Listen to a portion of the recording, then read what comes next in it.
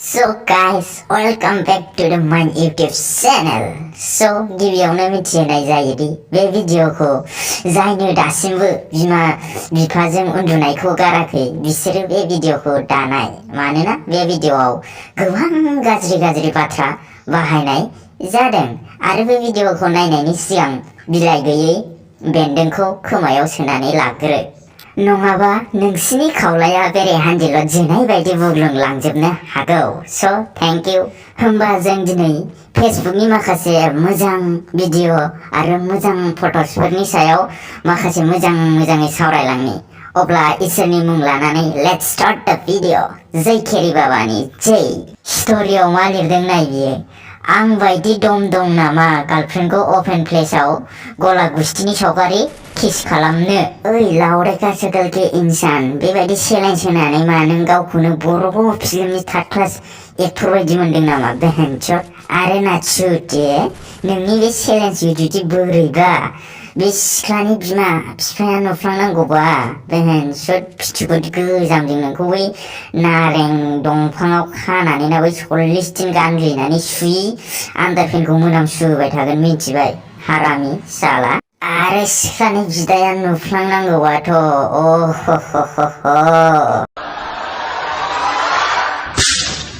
बेबायदि मानसि जाथारगोन नों। इसके बाद तो बोलेगा कि मैं मादरसा जो ऐसा चैलेंज दिया 200-300 ज्यादा ले ले पर मुझे बचा लो प्लीज।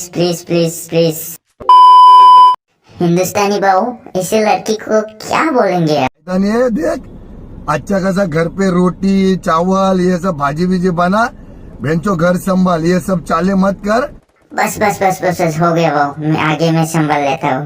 नोंसोर मिथिगौ ना सोरखि लाबोनो थिनबा जेन्थेर लाबोनो थिनबा सोरखि लाबोग्रा सिख्लाफोरा सोर बिगुरनि बेसोर बायदि सिख्लायानो बचरेके साला सब समाय सोर सेंग्राना बेसे गिदिर सोर सेंग्राया बेसे गोबाव इन्जिनखौ सालायनो हायो बेफोर खोथाखौल' सावरायनो रोंसै बिसोरो बेहेनचोद। दा भिडिअनि सायाव माखासे हारि सिबिग्रा गियानि गुरुफोरा फैनानै बुंगोन नों सिख्लाफोरनि सनमान खालामा सिख्लाफोरनि फट'स भाइरेल खालामो नों मोजां गियाननि मानसि नङा बेहेनचोद। जुदि नोंसोरो मोजां गियान मोनदोंबा बेफोरो मा बे गियान गोनांनि खामानि नामा? जुदि जों बेफोरनि सायाव भिडिअ बानायोबा जोङोसो गुन्दा बैथाला बायदि जायो। नोंसोरनो बुं बिदिखौ रस खालामाबा माबायदिखौ रस खालाम?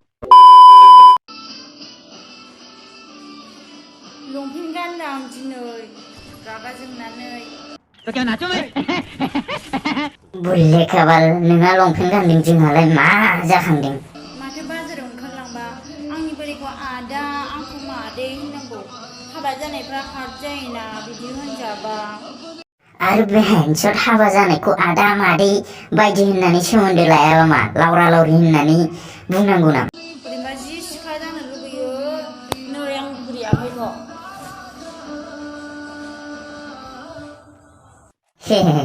नों बुरैयाखैथ' सोर बुरैदों होनदों?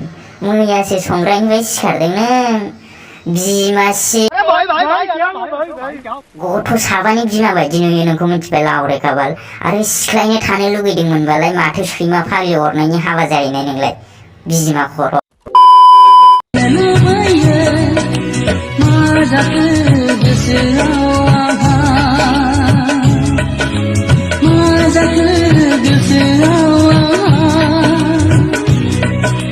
OMG बे गोरिबफोरनि शाहरुख खानखौ नुदों लावरेखाबाल मैया दाख्लैसो संग्रानिफ्राय सिखारदों बेनो फिसा खर'नि रमान्टिक एक्टरसो जानो नागिरदों।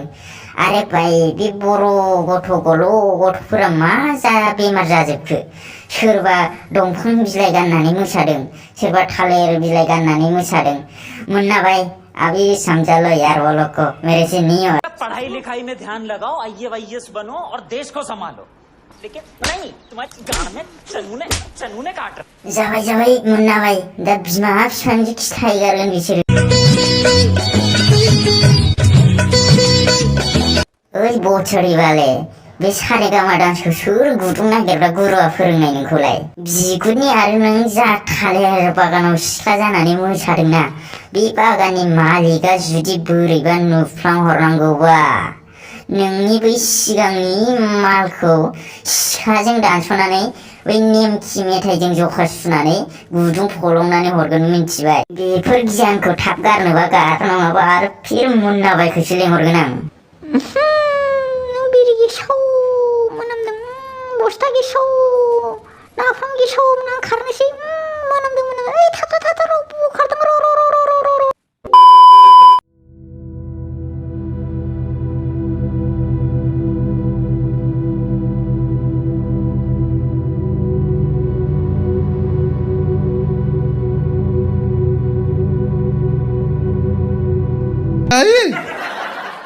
मौत मुझे क्यों नहीं आ जाती है मैं ये दिन देखने से पहले राजू तलवार मर क्यों नहीं जाता है बे भिडिअखौ नुनानै गाबनोसो ओंखारबाय आं बेहेनसो जोंहा सासेखौनो मोनाखै बेहा हाखराव थांनोसै समावबो हिनजाव गोरलैखौ लानानै मोसागासिनो दं अरे यार कोई तो मेरे को भी गर्लफ्रेंड दिला दो यार एकदम सिंगलथार ओरैबायदि सिंगल जाय खामानिखौ गार्लफ्रेन्डजों लोगो नांनानै मावनांगौ बेखौ गावनि आखाइजोंसो हारसिङै मावनांगासिनो दं बिगुरनि आखाइनि रेखायासो मायावबा सिथाबजोब्बाय बेहेनसो समझ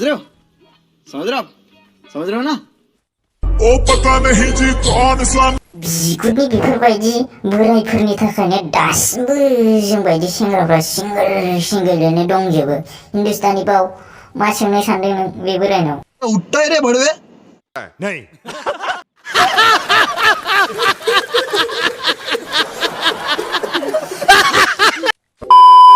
अगर आप लोग को ये वीडियो देख के मजा आया तो लाइक करो शेयर करो और कमेंट करो अगर चैनल को सब्सक्राइब नहीं किया है तो चैनल को सब्सक्राइब करो और बाजू में जो बेल आइकन है उसमें प्रेस करके ऑल नोटिफिकेशन पे सेट कर लो ताकि मैं आप लोग के लिए जब भी नई वीडियो लेके आए तो सबसे पहले आप लोग देख सके होमबा दिनैनि थाखाय एसेनोसै लोगो मोनफिनगोन थाबैनो गुबुन मोनसे भिडियोआव so bye bye see you very soon thank you so much for watching